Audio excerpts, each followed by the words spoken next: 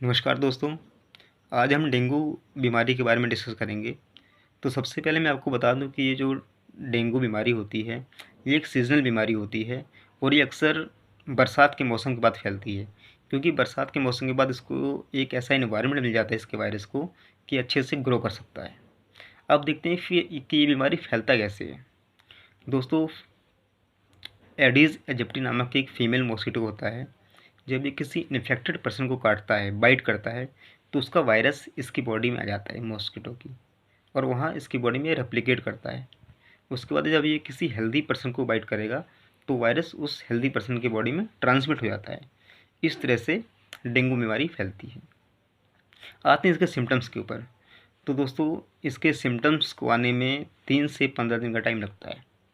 3 to 15 days लगता है इसके सिम्टम्स को विजिबल होने में।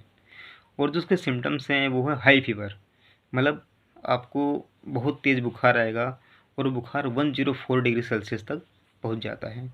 इसके अलावा muscle pain, body pain, joint pain की शिकायत बहुत ज़्यादा रहती है। इसके अलावा और भी है दस्त, आपको डायरिया हो सकता है, स्किन रैशेज़, आपका जी मचलाएगा, आपको उल्टी की शिकायत हो सकती है, आपके आपको हेडेक रहेगा, आपको आपकी आँखों में दर्द हो सकता है, आँख के पिछले हिस्से में दर्द हो सकता है। मतलब ये सब उसके लक्षण हैं। ऐसा आपको अगर लक्षण लगे तो आप डॉक्टर या फार्मासिस्ट से कंसल्ट कर सकते हैं। आप सेल्फ मेडिकेशन कभी ना करें इन सिम्टम्स में। आते हैं इसके टेस्ट के ऊपर कि कौन कौन से टेस्ट अवेलेबल है मार्केट में। दोस्तों, जो उसके टेस्ट हैं वो है ब्लड टेस्ट है, एंटीबॉडी टेस्ट है, एंटीजन टेस्ट है। इन सारे टेस्टों से मालूम चल सकता है कि इसका वायरस आपकी बॉडी में है कि नहीं है। फिर आते हैं मेडिसिन। इसके लिए कौन कौन सी मेडिसिन अवेलेबल हैं मार्केट में। तो दोस्तों, मैं क्लियर कट करके आपको बता दूं कि डेंगू की कोई भी दवाई मार्केट में अवेलेबल नहीं है। डेंगू का इलाज केवल लैब रिपोर्ट देख के या सिम्टम को देख करके किया जाता है। जैसे कि अगर आपको हाई फीवर है तो वहाँ के सिर्फ और सिर्फ पैरासीटामॉल दिया जाएगा। मतलब डेंगू की कोई भी दवाई मार्केट में अवेलेबल नहीं है। ये केवल लैब रिपोर्ट और लक्षण को देख करके इसका इलाज किया जाता है। सपोज़ करिए कि आपको मलेरिया है, तो उस केस में आपको मलेरिया की दवाई दी जाएगी, बट डेंगू में ऐसा नहीं है। यहाँ केवल लक्षण देखकर ही आपका इलाज किया जाएगा। अब आते हैं, ये तो था सिम्टम्स और मेडिसिन की बात होगी। अब आते हैं फेज़, कि डेंगू बीमारी है तो उसमें कितने फेज़ होते हैं। दोस्तों, मैं आपको बता दूं कि डेंगू में 3 फेज़ आते हैं। पहला फेज़ है फेब्राइल फेज़। फर्स्ट फेज़ जो होता है फेब्राइल फेज़ होता है, ये होता है 3 से 15 दिन का। मतलब इसमें क्या है कि मच्छर ने आपको काटा, बाइट किया, फिर हो सकता है आपको फीवर आ जाए, हो सकता है आपके जॉइंट्स में पेन हो सकता है आपको दस्त लगे, स्किन रैशेस हों, वोमिटिंग आ सकती है, जी मचला सकता है, हेडेक हो सकता है। तो इस केस में क्या है कि 90% लोग 90% लोग फर्स्ट फेज़ में ही ठीक हो जाते हैं डॉक्टर से कंसल्ट करने के बाद। इसके बाद जो अगला फेज़ आता है वो होता है क्रिटिकल फेज़। क्रिटिकल फेज़ दोस्तों वास्तव में बड़ा ही क्रिटिकल होता है। इसमें क्या होता है कि इसमें इंटरनल ब्लीडिंग स्टार्ट हो जाती है। इंटरनल ब्लीडिंग स्टार्ट हो जाएगी, आपके नाक से ब्लड आ सकता है, आपके मुंह से ब्लड आ सकता है, प्लूरल इफ्यूज़न हो सकता है, इन्फ्यूज़न हो सकता है, आपके लंग्स में पानी भर सकता है, आपका एब्डोमेन स्वेल कर सकता है, मतलब आपका पेट भी फूल सकता है। ये दोस्तों क्रिटिकल केस होता है और इसका इलाज सिर्फ़ और सिर्फ हॉस्पिटल में होता है, सिर्फ़ और सिर्फ हॉस्पिटल में। इसके बाद दो थर्ड फेज़ है दोस्तों, वो है रिकवरी फेज़। रिकवरी फेज़ वो फेज़ है, जैसे कि सपोज़ करिए कि आपको फ़ीवर आया था, फिर फ़ीवर चला गया। अब इस केस में क्या है, थर्ड फेज़ में आपको फ़ीवर दोबारा आ सकता है, आपके स्किन रैशेस दोबारा आ सकते हैं, आपको दोबारा डायरिया हो सकता है। बट ये रिकवरी फेज़ है, इसलिए हफ्ते 2 हफ्ते में आप रिकवर हो जाएंगे। और दोस्तों, एक चीज़ मैं और बता दूं कि इस बीमारी से बिल्कुल भी घबराने की ज़रूरत नहीं है। 100 में 1 केस खाली ख़राब होता है, जो कि कैलकुलेशन है। बस आपने अपने आप को बचा के रखना है। अब लास्ट स्टेप पे आते हैं कि प्रिवेंशन। आप अपने आप को बचाएंगे कैसे।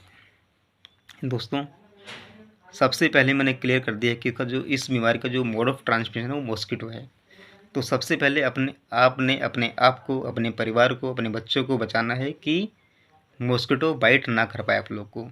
तो इसके लिए आप लोगों ने हमेशा ही फुल स्लीव्स पहनना है और जो बॉडी पार्ट आपका ओपन रहे वहाँ पे मार्केट में बहुत सारी आजकल क्रीम्स अवेलेबल हैं, मॉस्किटो रिपेलेंट पैचेस अवेलेबल हैं, आपने उनका यूज़ करना है।